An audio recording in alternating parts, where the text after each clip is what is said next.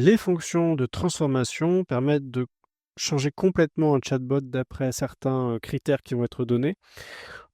Typiquement, ce qu'on va pouvoir faire, c'est, imaginons qu'on est dans notre classe un élève, qui parle, pas français, qui soit allophone, ça arrive parfois et parfois on est un peu démuni, face à ces élèves.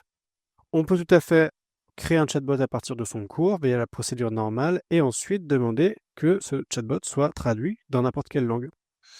Ici, 2 possibilités, soit je veux créer un tout nouveau chatbot qui sera pas, qui sera séparé du chatbot d'origine que j'ai sectionné, soit je veux simplement transformer le chatbot en cours. Ici, je vais créer un nouveau chatbot.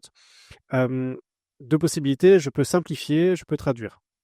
Donc par exemple, si j'ai, des élèves qui ont par exemple un trouble 10 ou et cetera ou ou des élèves qui ont des besoins spécifiques, où ils ont besoin d'un contenu particulièrement simple, je peux activer cette cause et je peux simplifier simplement l'expression sans simplifier les idées ou simplifier les 2, ça dépend, vraiment de mes besoins. Je peux aussi traduire et donc imaginons que j'ai un élève qui parle allemand et que moi je parle pas allemand, bah, je vais simplement demander de traduire mon chatbot. J'appuie sur transformer, ça va prendre quelques secondes. Voilà, donc c'était, relativement long, hein, ça a pris, peut-être 1 minute, peut-être un peu plus.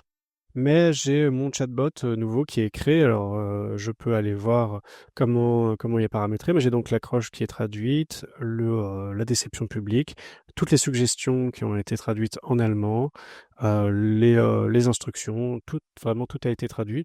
J'aurais pu évidemment choisir n'importe quelle langue, j'aurais pu choisir, l'arabe, le japonais, le chinois, n'importe quoi, ça aurait fonctionné tout aussi bien. Donc c'est particulièrement, puissant pour adapter son chatbot, sur des publics différents.